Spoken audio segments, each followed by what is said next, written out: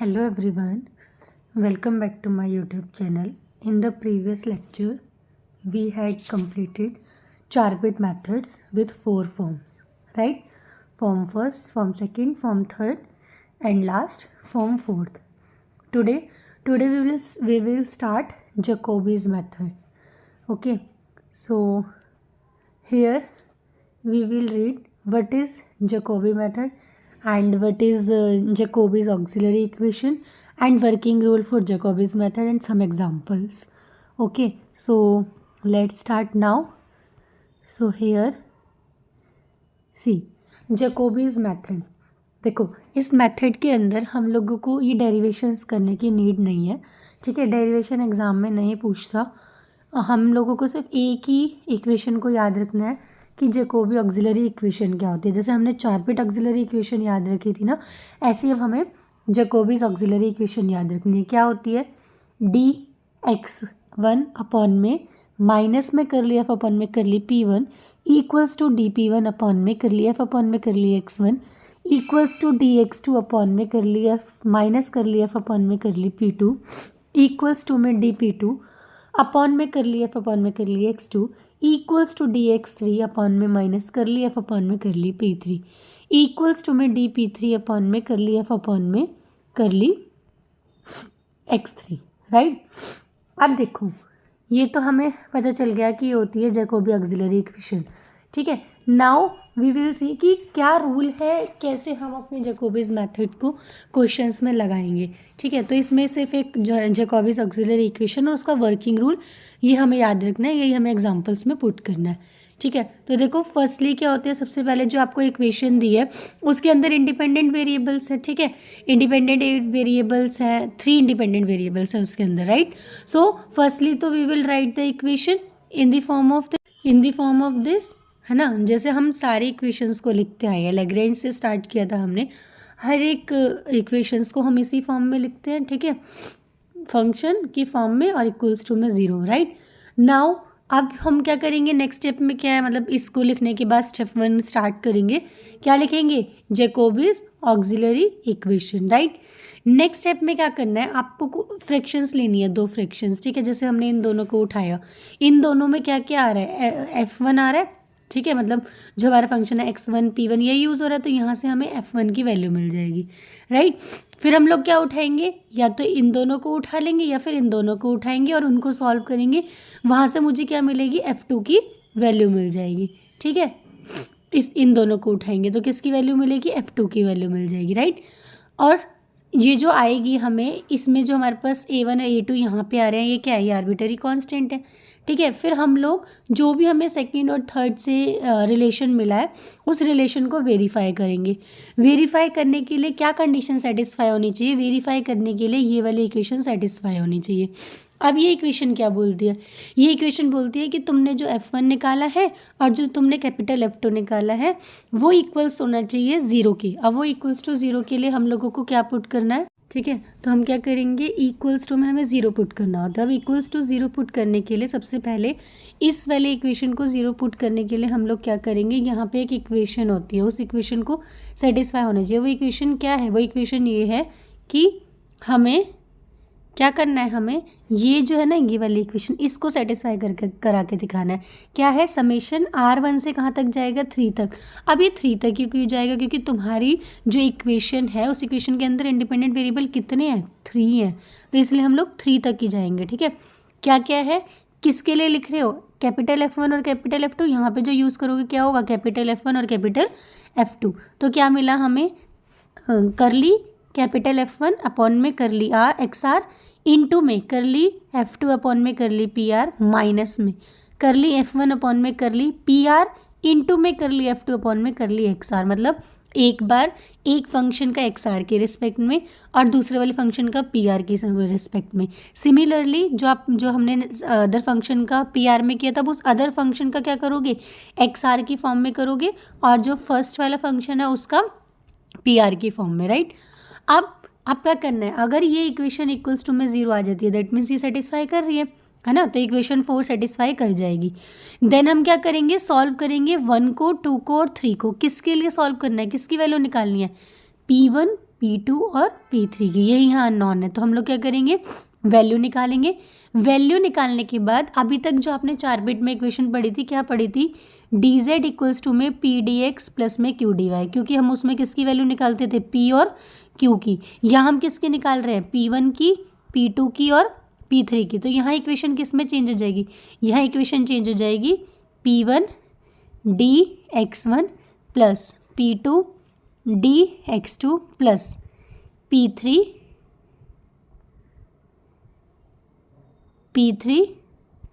और dx3, right.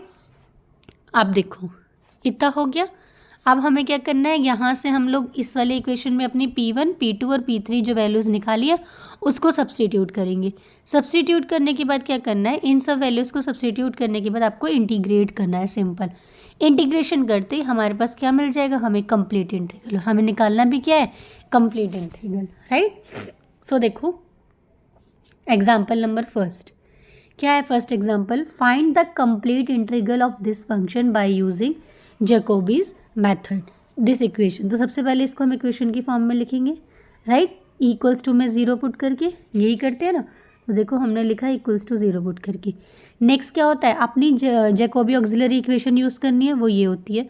इसके अंदर जो जो फंक्शंस आ रहे हैं, जिन जिनका जिस जिसके रिस्पेक्ट में डिफ्रेंसिएशन आ रहा है पार्शियली, वही करेंगे। तो पहला क्या है, माइनस कर ली f1, f अपॉन में कर ली p1।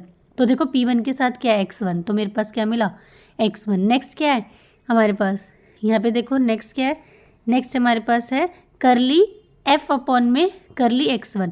तो इसमें x1 को क्या आएगा, p1 आ रही है हमारी टर्म, तो यहाँ से क्या आ जाएगा p1। तो यहाँ पे हमने वैल्यू पुट कर दी p1, राइट। नेक्स्ट देखो, नेक्स्ट क्या है हमारे पास, कर ली f अपॉन में कर ली p2। तो यहाँ से p2 को देखो क्या आ रहा है, x2 आ रहा है, तो हमने वैल्यू पुट कर दी x2, राइट। नेक्स्ट देखो, नेक्स्ट हमारे पास क्या निकालना है हमें, कर ली f अपॉन में x2, ठीक है, x2 के लिए निकालना है ना। तो यहाँ पे देखो x2 क्या है, p2, तो यहाँ नेक्स्ट टर्म क्या आ जाएगी, p2।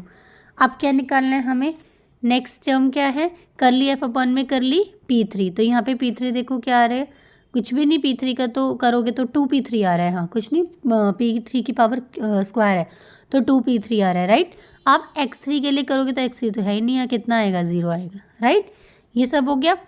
इसमें हम इसको हमने जो भी निकाला है, हमने अपना ये जो भी डिफरेंशिएशन निकाला है पार्शियली, इसको पुट कर दिया इस इक्वेशन में, राइट। वहाँ से हमें मिली ये। अब क्या होता है, अब तुम्हें लास्ट फ्रैक्शंस उठानी है, चाहे तुम पहले स्टार्टिंग की फर्स्ट उठाओ, वहाँ से किसकी वैल्यू आएगी, f1 की, ठीक है। तो ये हमने फर्स्ट उठाई, ठीक है, इंटीग्रेट किया, तो 1/-1/x1 है, तो माइनस को उधर ले जाके पूरी इक्वेशन को राइट हैंड साइड कर दो, लेफ्ट हैंड साइड कर दो, माइनस चला जाएगा, कॉमन आ जाएगा, या फिर जो भी है इधर उधर करोगे तो प्लस नेगेटिव जो भी है वो हो जाएगा, ठीक है। जैसे इन्होंने क्या किया, इन्होंने इस इक्वेशन को इधर लेके गए तो ये पॉजिटिव होगी और ये हो गया 0 के इक्वल, ठीक है। 1/x1 क्या आ जाएगा, log x1 प्लस में log 1/p1 क्या हो गया, log p1 इक्वल्स टू में log a1। अब log की प्रॉपर्टी लगा दो, log a plus log b क्या होता है, log ab, राइट। तो log ab इक्वल्स टू में log a1। यहाँ से क्या value I, x1 p1 equals to में a1 आ गया। अब यही किसकी वैल्यू आ रही है, हमारी f1 की, ठीक है, निकल के आ गई f1 की हमारे पास वैल्यू आ गई, किस कांस्टेंट के इक्वल आई, a के, ये यहाँ नहीं थी ना a1 की। तो यहाँ पे इसका मतलब जो मेरा f1 है वो क्या है, x1 और p1। सिमिलरली अब मैंने क्या बोला था, बीच की 2 टर्म्स उठानी है, तो अब हमने किसको उठाया ये बीच की 2 टर्म्स उठाई, ठीक है। थर्ड और फोर्थ को उठाओगे तो x2 और p2 का आएगा, सिमिलरली यही आ जाएगा, x2 p2 इक्वल्स टू में a2। तो यहाँ से क्या मिला, दूसरा फंक्शन मिल गया, मतलब f2 के बारे में मिल गया आपको, ठीक है। यहाँ से f2 आ गया और यहाँ से f1 आ गया। नेक्स्ट क्या होता है कि हमें देखना है कि ये हमारी इस इक्वेशन को सेटिस्फाई कर रही है या नहीं कर रही, ठीक है। तो हमने अपना वही वाला फॉर्मूला यूज़ किया, समेशन r1 से 3 तक जाएगा, और पहले वाले का x के रिस्पेक्ट में, दूसरे वाले का pr की, सिमिलरली माइनस लगा के पहले वाले का pr के रिस्पेक्ट में, दूसरे वाले फंक्शन का xr के रिस्पेक्ट में, ठीक है। अब ये देखो ओपन कैसे होगा, तो अगर मैं पहले वाले का निकालूंगी तो ये कैसे ओपन होगा, देखो f1 x1, ठीक है, और f2 p1, क्योंकि r की वैल्यू रखनी है ना, तो 1 से स्टार्ट होगी 3 तक जाएगी, माइनस में यहाँ पे r रखो, f1 p1 अपॉन में f2 x1। सिमिलरली अभी 1 1 रखा था, अब क्या होगा 2 2, और नेक्स्ट क्या होगी 3 3, हो गया। इन सब की वैल्यू आपके पास है। देखो करली F1 अपॉन में x1 की वैल्यू कहाँ से निकलेगी, जो भी तुम्हारे पास फंक्शन आया। देखो हमारे पास फंक्शन किस फॉर्म में आया, हमारे पास फंक्शन ये आया था ना, ये वाला, ठीक है। और इस वाले में क्या आया, ये आया। तो करली F अपॉन में करली x1 करेंगे तो क्या मिलेगा मुझे, यहाँ से P1 मिलेगा, ठीक है। और करली F2 अपॉन में P1 करोगे तो यहाँ के F2 में P1 की टर्म है, नहीं है। तो इस वाली में जो हमारे पास वो P1 के रिस्पेक्ट में मिलेगा, क्या मिलेगा, 0 मिलेगा। तो यहाँ पे 0 पुट कर दिया। सिमिलरली देखो नेक्स्ट वाला, देखो सेकेंड टर्म क्या कह रहा है, P1 के F1 का P1 के रिस्पेक्ट में करना है तो क्या मिलेगा, x1 मिलेगा, राइट। यहाँ से क्या मिलेगा मुझे, x1 मिल जाएगा, ठीक है। और नेक्स्ट क्या करना है, F2 का x1 की रिस्पेक्ट में करना है। क्या इसमें x1 की कोई टर्म है, नहीं है, तो क्या आएगा 0। तो ये भी 0 हो गई। सिमिलरली इसका करोगे तो सारी की सारी टर्म्स लगा के देखोगे तो क्या मिल रहा है आपको, 0 मिल रहा है। तो दैट मीन्स ये इक्वेशन हमारी सेटिस्फाई कर रही है। तो मैंने क्या लिखा कि जो F1 F2 है वो 0 है, वो सेटिस्फाई कर रहा है हमारे रिलेशन को, हमारा रिलेशन वेरीफाई हो रहा है, राइट। अब नेक्स्ट क्या होता है कि आपको P1 P2 और P3 की वैल्यूज़ निकालनी है। तो देखो जो हमारे पास आया था फंक्शन, यही तो आया था। यहाँ से P1 की वैल्यू आ जाएगी A1 अपॉन में x1, यही आ रही है। सिमिलरली जो दूसरा वाला रिलेशन है x2 P2 इक्वल्स टू में A2, तो यहाँ से जो हमारे पास P2 की वैल्यू आएगी वो क्या आएगी, A2 अपॉन में x2, राइट। तो अब मेरे पास P1 की भी वैल्यू आ गई, P2 की भी वैल्यू आ गई। अब किसकी निकालनी है, P3 की। P3 के लिए तो कोई फंक्शन आया ही नहीं है, अब उसकी वैल्यूज़ कैसे निकालेंगे, राइट। तो अब P3 के लिए हम कैसे निकालेंगे, हम अपने इक्वेशन 1 का यूज़ करेंगे। तो देखो गिवन इक्वेशन क्या थी, गिवन इक्वेशन थी हमारे पास ये, ठीक है। इस गिवन इक्वेशन के अंदर अगर हम सबकी वैल्यू पुट कर दें, ठीक है, हमने किसकी वैल्यू पुट करी, P1 की, P2 की, ठीक है। तो देखो P1 की वैल्यू जरा पुट करना गिवन इक्वेशन में। गिवन इक्वेशन क्या थी, यही थी ना, P3 का स्क्वायर इक्वल्स टू में P1 x1 प्लस में P2 x2, राइट। अब P1 की वैल्यू क्या थी, P1 की वैल्यू थी A1 अपॉन में x1, इंटू में क्या आ रहा है x1। P2 की वैल्यू क्या थी, A2 अपॉन में x2, इंटू में क्या आ रहा है x2। कैंसिल हो गया, क्या आया A1 प्लस A2। तो अगर हम P3 की वैल्यू निकालेंगे तो क्या आएगा, अंडर रूट P3 की वैल्यू निकालेंगे तो क्या आएगी, P3 की value under root A1 plus A2, right.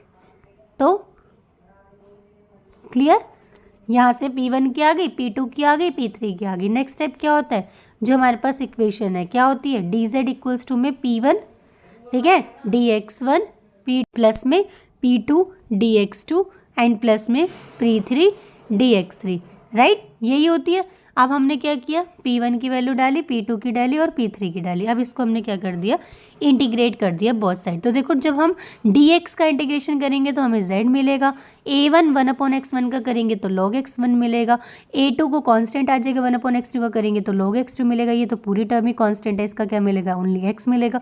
x किसकी टर्म मिलेगा, किसकी टर्म में कर रहे हो डिफरेंशिएट, dx3 में कर रहे हो, तो यहाँ पे भी जो कांस्टेंट मिलेगा वो क्या मिलेगा, डिफरेंस इंटीग्रेशन मिलेगा, क्या मिलेगा, x3 मिलेगा। सिमिलरली यहाँ पे x2 और x1 मिलेगा, राइट। तो यही क्या हो गया, हमारा कंप्लीट इंटीग्रल हो गया, किसका, जो आपको इक्वेशन दी हुई थी फर्स्ट वाली इक्वेशन, उस इक्वेशन का कंप्लीट इंटीग्रल हमारे पास क्या आया, this one, right.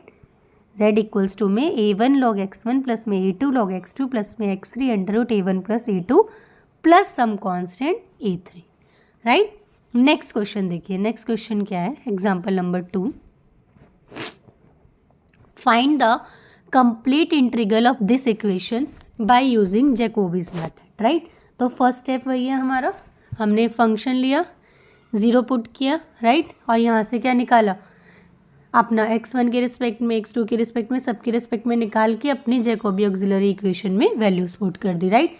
Next step क्या होता है कि लास्ट की 2 फ्रैक्शंस को लो, यही होता है ना, आई थिंक इसका बीच का पेज मिस है, नो प्रॉब्लम, हम खुद सॉल्व कर, ठीक है। तो इसमें क्या था कि पहले हमें फ्रैक्शंस उठानी है, तो हमने क्या किया, पहले फर्स्ट 2 फ्रैक्शंस उठा ली कोई भी, ठीक है। तो हमने कौन सी उठाई है, 2 तो नहीं, हमने ये dp1 वाली उठा ली और dp2, इसको सॉल्व करना बहुत ईजी है। इसका इंटीग्रेशन किया, क्या मिला मुझे, dp1 माइनस में dp2 इक्वल्स टू 0, इसका इंटीग्रेशन करोगे तो क्या मिलेगा, यहाँ से p1 माइनस में p2 इक्वल्स टू में a1, ठीक है। और ये क्या हो गया, हमारा f1 हो गया। तो मेरे पास f1 की वैल्यू क्या आ गई, अगर हम F1 फंक्शन की वैल्यू लिखेंगे, 2 मिनट रुको, हम पेज को ऐड करते हैं, ऐसे तो होगा नहीं ना सॉल्व।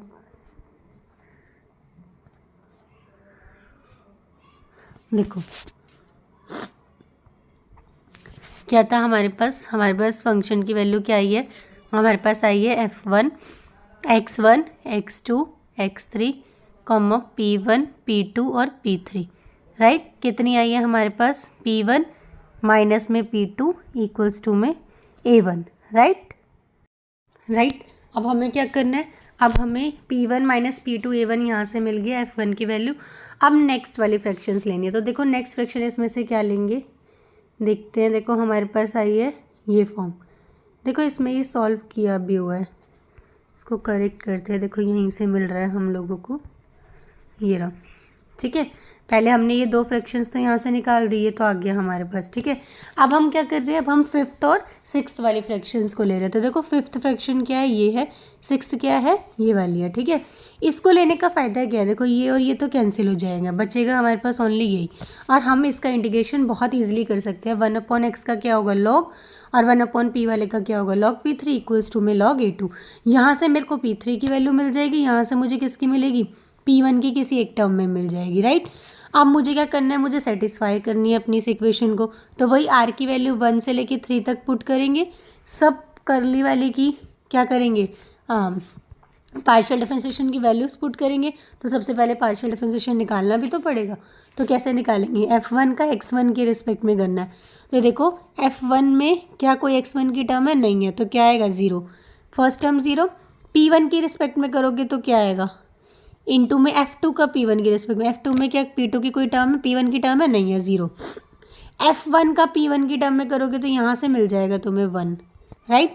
नेक्स्ट क्या है, F2 का x1, क्या इसमें x1 की टर्म है, नहीं, तो क्या मिलेगा 0, तो ये तो गया पूरी टर्म। सिमिलरली F1 का x2 की रिस्पेक्ट में, क्या F1 में कोई x2 वाली टर्म है, नहीं है, तो क्या मिलेगा 0, तो ये भी गया 0, ठीक है। अब हमारे पास क्या था, F2 का P2 की रिस्पेक्ट में, तो ये भी क्या हो गई 0। नेक्स्ट देखो क्या है, F1 का P2 की टर्म में, यहाँ से मिल जाएगा हमें 1, ठीक है। और F2 का x2 की टर्म में, F2 मतलब ये वाला फंक्शन, x2 की टर्म में मतलब 0, तो ये वाली टर्म भी 0 हो गई। अब बच्चा ये वाला, इसका कैसे करेंगे, देखो F1 का x3 की टर्म में, x3 तो मिल रहा है मुझे P3, है ना, x3 का हमें क्या मिल रहा है उसके रिस्पेक्ट में, F1 का तो 0 मिल रहा है। F2 का P3 की रिस्पेक्ट में, F2 का P3 की रिस्पेक्ट में, ये है हमारा फंक्शन, तो क्या मिलेगा मुझे x3, राइट। F1 का P3 की रिस्पेक्ट में, F1 मतलब ये वाला फंक्शन, P3 के लिए क्या मिलेगा मुझे 0। F2 का x3 की रिस्पेक्ट में, x3 मतलब दिस, क्या मिलेगा मुझे P3, पर 0 को किसी से करोगे तो क्या मिलेगा 0।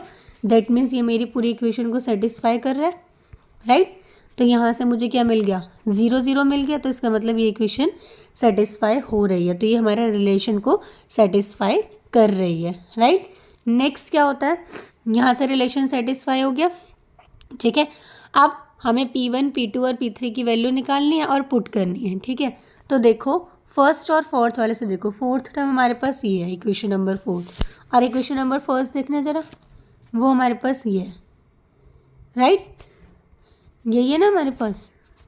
क्लीन कर लेते हैं थोड़ा सा, तो देखो ये वाली हमारे पास इक्वेशन नंबर 1 है, और ये वाली हमारे पास इक्वेशन नंबर 4 है, ठीक है। तो यहाँ से क्या पता चल रहा है, यहाँ से पता चल रहा है कि हमारे पास A2P1 प्लस P2, A2 क्यों, क्योंकि x3 और P3 की वैल्यू कितनी आ रही है A2, तो हमने वो यहाँ पे पुट कर दी जो हमारे पास इक्वेशन थी। देखो हमारे पास इक्वेशन क्या थी, ये थी यहाँ पे P3 x3, यही था ना, P3 और x3, और P3 और x3 की वैल्यू कितनी आ रही है जो अभी हमने F2 से निकाली है, A2 आ रही है, तो यहाँ हमने A2 पुट कर दिया और बाकी इक्वेशन को सेम एज इट इज़ रखा। तो देखो यही मिल रही है, यहाँ से P1 प्लस P2 की वैल्यू निकाल दी। P1 की वैल्यू निकालेंगे तो P1 की वैल्यू थर्ड और फिफ्थ इक्वेशन, देखो थर्ड इक्वेशन ये है, फिफ्थ ही है ये, इन दोनों को जरा ऐड करना, यहाँ से हमारे पास किसकी वैल्यू आएगी P1 की। देखो अगर हम ऐड करते हैं तो क्या मिलेगा, ऐड करने में P1 माइनस में P2 इक्वल्स टू में A1, और दूसरी वाली इक्वेशन क्या है, P1 प्लस में P2 इक्वल्स टू में x1 प्लस x2 अपॉन में A2, ये कैंसिल हो जाएगा, क्या मिलेगा यहाँ से 2P1 और अपॉन में दिस का एडिशन हो जाएगा, ये 2 इसके नीचे चला जाएगा, राइट। अपॉन में तो A2 ही आ रहा है ना, दिस का एडिशन होके, तो यहाँ से मुझे किसकी वैल्यू मिल गई, मुझे मिल गई P1 की, राइट। अब ये जो P1 की वैल्यू आई है, इस P1 की वैल्यू को किसी भी एक इक्वेशन में पुट कर दो, यहाँ पे पुट कर दो, या तो P2 की वैल्यू निकाल दोगे, या फिर एक चीज़ और कर सकते हैं कि ये जो थर्ड इक्वेशन है अभी आपने ऐड किया तो दूसरी बार सब्ट्रैक्ट कर दो तो P2 की वैल्यू आ जाएगी, राइट। अब इतना करने के बाद P3 की वैल्यू हमें ऊपर से मिल ही रही है, सबकी वैल्यूज़ मिल गई, इसको पुट कर देंगे अपनी जो इक्वेशन होती है, ठीक है। इस इक्वेशन को पुट करने के बाद हमें क्या मिलेगा, ये वाली इक्वेशन मिलेगी dx1, है ना, यहाँ से भी dx1, यहाँ से क्या मिल रहा है dx2, इन दोनों को a1/2 को बाहर ले लिया, dx1 माइनस में dx2, सिमिलरली इस वाली दोनों को बाहर ले लिया, अंदर क्या बचा dx1 प्लस dx2, यहाँ क्या बचा dx3, a1/a2 बाहर लिया, dx1 और dx2 का करोगे तो क्या आएगा x1 माइनस x2, इस पूरी होल टर्म को बाहर ले लो, इसका करोगे तो क्या मिलेगा x1 और इसका x2, देखो इस वाली टर्म का करेंगे तो इसमें तो हमारे पास x1 भी है और x2 भी है, तो अगर हम x1 प्लस x2 का किसके रिस्पेक्ट में कर रहे हैं, dx1 प्लस dx2 के रिस्पेक्ट में इंटीग्रेट कर रहे हैं, तो क्या होगा x1 प्लस x2 की पावर 2/2, तो देखो यही हो जाएगा ना, ये एक 2a2 भारी है तो ये मिलके क्या मिलेगा 4a2 और अपॉन में ये टर्म, ठीक है। और यहाँ पे क्या आ जाएगा a2 अपॉन में x3 है तो 1/x3 का करेंगे तो log x3, और साथ में क्या आ रहा था a3, तो हमारे पास यही क्या मिलेगा कंप्लीट इंटीग्रल मिलेगा, राइट। तो हमें ये मिल गया, करेक्ट, यही हमारे पास क्या है कंप्लीट इंटीग्रल। इस वीडियो लेक्चर में इतना ही करते हैं, जो बाकी की एग्जांपल्स है वो हम नेक्स्ट लेक्चर में करेंगे, क्योंकि वरना वीडियो बहुत लॉन्ग चला जाएगा, फिर आप सब बोर हो जाओगे, है ना। तो आगे कंटिन्यू नेक्स्ट लेक्चर में करेंगे। और अगर आई होप कि आपको ये लेक्चर से जैकोबी मेथड क्लियर हुआ होगा, अगर फिर भी कोई प्रॉब्लम है तो प्लीज़ कमेंट बॉक्स में अपनी प्रॉब्लम लिख के भेजिए, कमेंट करिए कि आपको कहाँ पे प्रॉब्लम है, हम और मैं आपकी उस प्रॉब्लम को क्लियर करूँगी, ठीक है। आई होप आपको ये लेक्चर अच्छा लगा होगा और वीडियो भी अच्छी लगी होगी, प्रॉब्लम्स भी सॉल्व हुई होगी। अगर नहीं हुई तो प्लीज़ अपनी प्रॉब्लम को कमेंट बॉक्स में लिख के ज़रूर भेजो। Thank you, have a nice day.